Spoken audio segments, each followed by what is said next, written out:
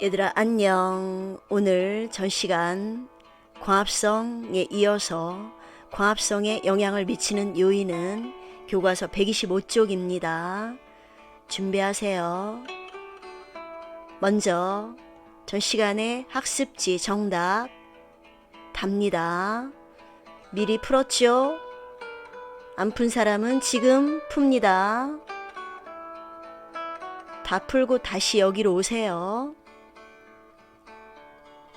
광합성에 필요한 물질은 물과 이산화탄소, 빗물이 포도산.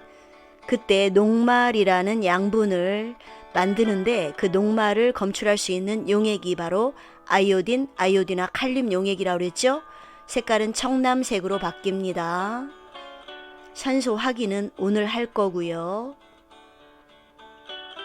뒷장 기본 체크까지 전부 다 정답을 달도록 합시다. 광합성 결과 생기는 산물, 포도당이 녹말로 바뀐다. 요게 또 나중에 설탕으로 바뀌죠? 요것도 한번 집에서 조사를 해보도록 하세요. 다음 시간에 우리 같이 이야기해 봅시다. 식물을 구성하는 세포는 모두 초록색인가? 이런 물음을 쌤이 하나 올려놨는데 엽록소가 흡수한 빛을 이용해서 광합성을 식물이 하잖아요. 식물이 초록색으로 보이는 게 무엇 때문인지 알죠? 초록색 색소인 엽록소 때문인데 이 엽록소는 엽록체에 들어있고 엽록체는 주로 식물의 잎을 구성하는 세포에 많이 들어있죠. 이 식물은 주로 엽록소가 흡수한 빛을 이용하여 광합성하는데 그 빛 중에서도 엽록소는 가시광선 영역 중에 파란색 빛과 붉은색 빛을 주로 흡수하고 초록색 빛은 반사한다고 합니다. 그래서 우리 눈에 잎이 초록색으로 보이는 거예요. 엽록체가 없는 표피세포는 현미경으로 관찰하면 투명하게 보이죠? 자, 잎이 왜 초록색으로 보이는지 지금 설명했습니다. 오늘 수업의 목표는 광합성에 영향을 미치는 요인을 설명할 수 있다. 125쪽에 보면 미리 조사하기가 있죠? 열대우림 사진이 보이네요. 식물이 잘 자라는 조건은 무엇일까? 자, 선생님이 여기 10가지 원소를 원소 기호로 적어놨습니다. 이거는 식물이 생장하는데 꼭 필요한 10원소예요. 촌, 스프, 크카, 마그페. 참고로 알아두면 좋을 것 같아요. 자, 여러분은 식물이 잘 자라는 조건이 뭐라고 생각해요? 바로 적당한 양의 물, 충분한 햇빛, 양분, 온도, 공기 등이 필요하죠. 특히 물과 이산화탄소는 반드시 필요한 광합성의 재료입니다. 물과 이산화탄소 이 두 가지 재료를 이용해서 양분을 만들기 때문에 물을 주지 않거나 햇빛을 받지 못한 식물은 양분 합성을 못해서 자랄 수가 없죠. 식물의 10원소 중에 이 칼륨은 부족하면 생장 불량으로 잎에 갈색 반점이 생긴다고 합니다. 자, 여러분 숙제 냈습니다. 열대우림 지역의 기후나 열대우림 지역이 형성된 지역을 조사해보자. 바로 1번이 오늘 숙제예요. 답안을 먼저 우리가 정리를 해봅시다. 열대우림은 열대나 아열대 지역에 있으며 연중 따뜻하고 비가 많이 내리는 곳에 형성된다. 2번 조사한 자료를 바탕으로 식물이 잘 자랄 수 있는 조건에 대해 토의해보자. 아까도 얘기했죠? 적당한 양의 물, 충분한 햇빛, 양분, 온도, 공기, 그 중에서도 CO2. 자, 여기서 퀴즈를 내겠습니다. 여러분은 어떻게 생각하나요? 1번, 빛의 색이 강할수록 광합성은 잘 일어날까? 2번, 이산화탄소 농도가 진할수록 광합성은 잘 일어날까? O입니까? X입니까? 정답은 O도 아니고 X도 아닌 세모입니다.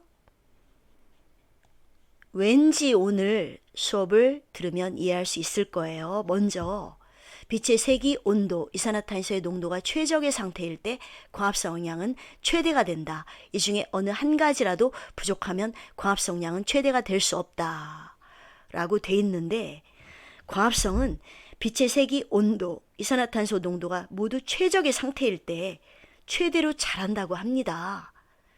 먼저 빛의 세기를 보면 빛의 세기가 증가할수록 광합성이 잘 되긴 하죠. 그러나 일정 세기가 넘어가면 더 이상 증가하지 않습니다. 더 이상 증가하지 않고 일정해지죠. 그 이유는 무엇일까요? 바로 일정한 개수의 엽록체에서 광합성이 일어나기 때문에 아무리 많은 빛이 공급되어도 광합성 할 수 있는 한계가 있기 때문이에요. 이산화탄소의 농도도 마찬가지예요.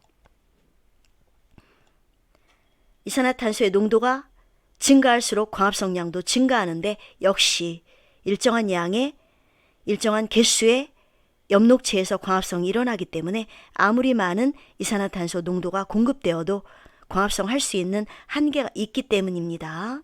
온도는 그래프를 보면 얘는 좀 다르죠.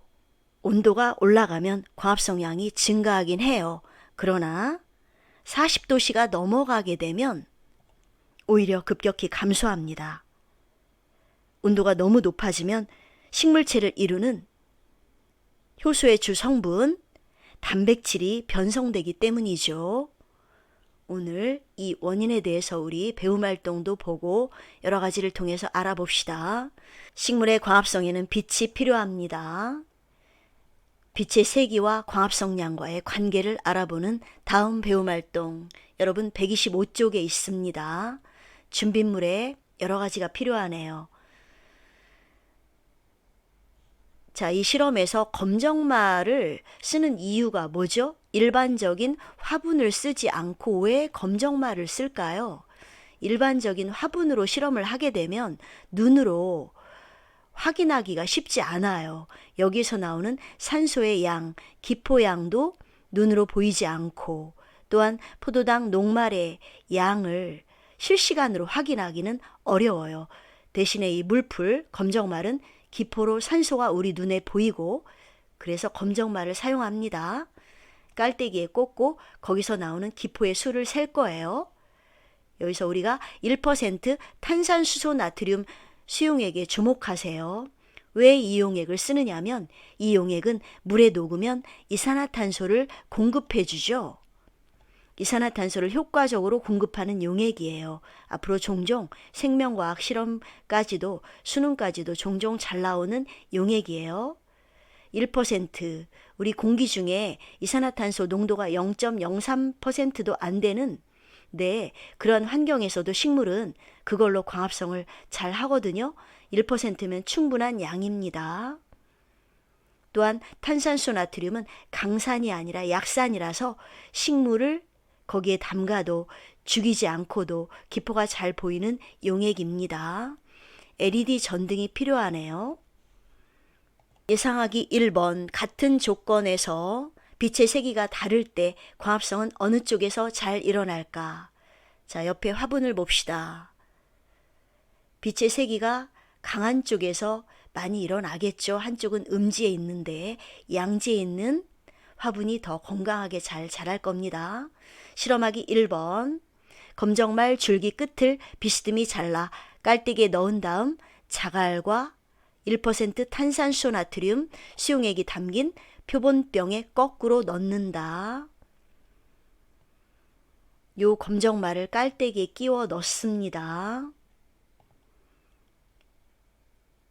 실험 길잡이 탄산수 나트륨 수용액은 검정말이 광합성을 하는 데 필요한 이산화탄소를 공급하기 위해서 넣는 수용액이라고 그랬죠. 실험하기 2번 시험관에 1% 탄산수 나트륨 수용액을 가득 채우고 입구를 막은 채 이 그림처럼 깔때기를 이용해서 이 안에 검정말 넣고 1% 탄산수 나트륨 수용액을 가득 채우고 입구를 막은 채 검정말이 들어있는 깔때기 위로 씌운 다음 온도계를 설치합니다. 일정한 온도를 유지하기 위해서 온도계 설치하는 거죠. 실험하기 3번 전등을 표본병으로부터 10cm 되는 거리에 놓고 전등의 밝기를 1단으로 조절한 다음 1분 동안 발생하는 기포수를 세어 기록한다. 자, 이 실험 그림을 보면 옆에 LED 전등, 발광 다이오드라고 하죠. 이 전등의 특징은 뭐예요? 보통 과학실에 있는 백열전등, 스탠드보다 이 LED 전등의 특징은 뜨거운 열이 발생하지 않는다는 거죠. 과학실에 있는 백열전등은 오랫동안 켜놓으면 굉장히 뜨겁죠. 손으로 만지지도 못하고 오랫동안 켜놓게 되면 잘못하면 터지기도 하죠. 근데 이 LED 전등은 뜨거운 열이 발생하지 않아요. 밝기만 조절해주면 됩니다. 1단부터 5단까지. 여기서 나오는 기포 이름은 뭐죠? 바로 O2, 산소고 기포수를 방울방울 올라오는 기포수를 여러분들이 세면 됩니다. 발광 다이오드 전등의 빛은 매우 밝기 때문에 눈으로 직접 보지 말아야 합니다.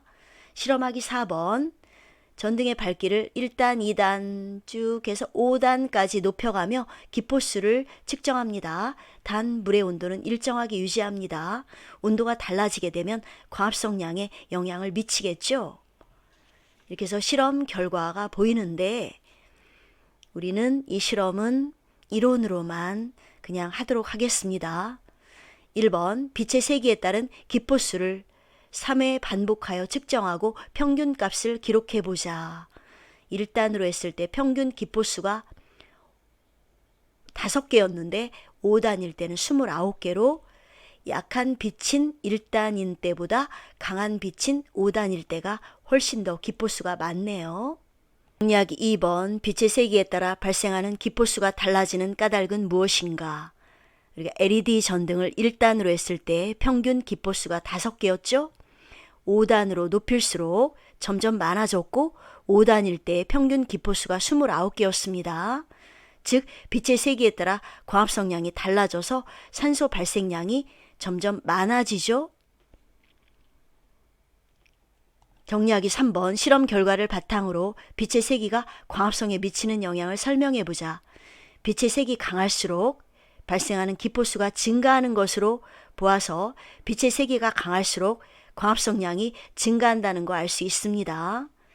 광합성은 빛의 세기, 이산화탄소의 농도, 온도에 영향을 받죠. 자, 오늘 수업을 쭉 다음 화면을 보면서 정리해 봅시다. 광합성에 영향을 미치는 환경 요인은 빛의 세기, 이산화탄소의 농도, 온도와 같은 환경 요인이 모두 알맞게 유지될 때 활발하게 일어날 수 있어요. 그 중에 첫 번째 빛의 세기는 빛의 세기가 셀수록 광합성량이 증가하죠.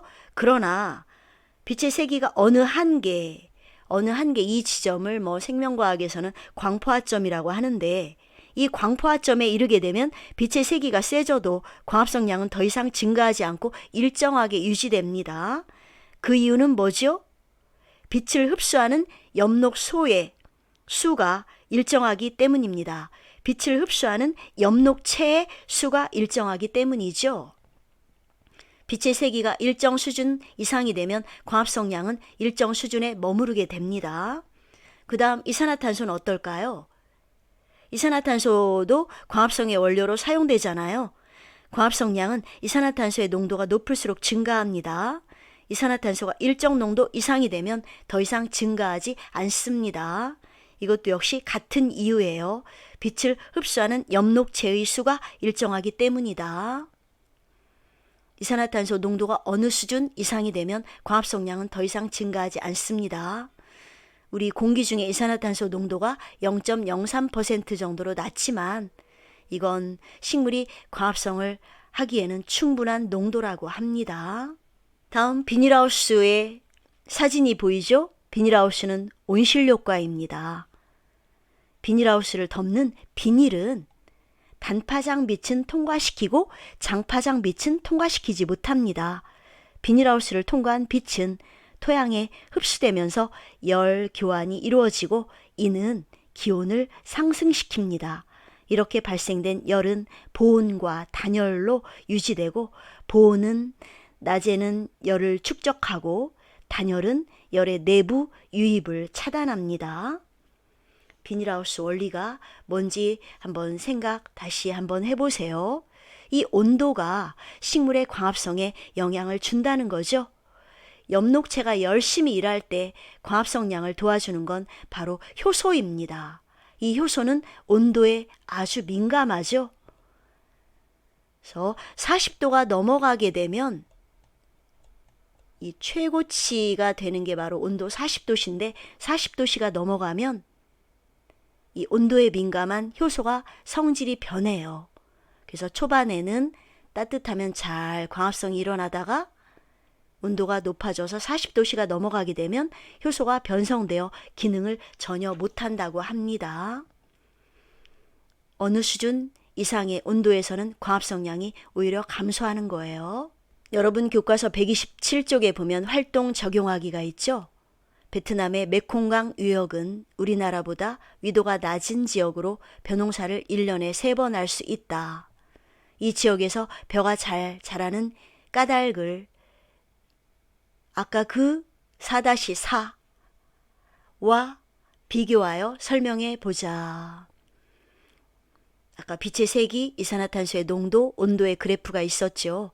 메콩강 유역은 우리나라보다 빛의 세기가 강하여 온도가 높아서 광합성이 활발하게 일어나는 그러한 기후 조건을 가지고 있어서 벼가 잘 자란다고 합니다. 자, 오늘 배운 내용 정리하기. 먼저 여러분 풀어보세요.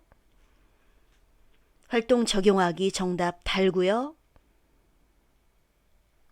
배운 내용 정리하기. 광합성에 영향을 주는 요인에는 뭐가 있다? 빛의 세기, 이산화탄소의 농도, 온도가 있다.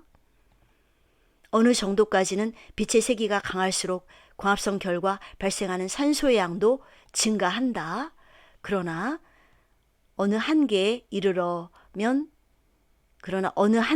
도달하면 더 이상 증가하지 않고 일정해진다. 광합성에 영향을 주는 요인을 여러분 설명할 수 있습니까? 온도에 대해서 우리 다시 한번 얘기하자. 광합성량은 온도가 높을수록 증가하지? 그러나 40도 이상이 되면 온도에 민감한 효소가 변성이 돼서 오히려 광합성량이 급격하게 감소한다고 했습니다. 40도씨를 넘으면 광합성량이 오히려 감소하는 이유는 광합성에 관여하는 효소 때문이에요. 효소의 특징은 35도씨에서 40도씨에서 최대의 활성을 나타내고 40도가 넘어가게 되면 성질을 잃어버린다고 합니다. 잘 기억해 두세요. 이유는 효소의 주성분이 단백질이기 때문에 높은 온도에서 변성이 되기 때문입니다. 기타 광합성량의 요인에 대해서 잠시 얘기하면 빛의 파장 등에 따라서도 광합성량이 달라질 수 있다고 합니다. 살아있는 식물의 세포 속에는 늘 충분한 양의 물이 있어서 식물이 죽을 정도로 매우 건조한 경우를 제외하고는 물이 광합성량에 미치는 영향은 크지 않고요. 즉, 광합성에 대한 우리 정리를 해보면 빛의 세기와 관련이 있다. 이산화탄소 농도와 온도와도 관련이 있다. 생물의 에너지원이 되는 포도당과 같은 양분을 합성한다. 생물이 직접 이용할 수 없는 태양의 빛에너지를 포도당 속의 화학에너지로 바꾸어 저장함으로써 생태계를 구성하는 모든 생물이 이용할 수 있게 된다. 그리고 생물의 호흡에 필요한 산소가 생성된다. 다음 문제 풀어보자. 교과서에는 없는 문제, 소단원 형성평가, 광합성이 활발하게 일어날 것으로 예상되는 환경은 바로 이산화탄소가 농도가 높고 빛의 색이 강하고 온도가 높은 지역이죠. 그러나 그래프 잘 생각하세요. 남은 시간 여러분 학습지 전부 다 정답 달고 이 정답과 맞춰봅니다. 학습지 이쪽입니다. 뒷면 그래프 잘 보면서 공부합니다. 자, 정답 다 달도록 하세요. 자, 그럼 다음 시간에 만나요. 안녕.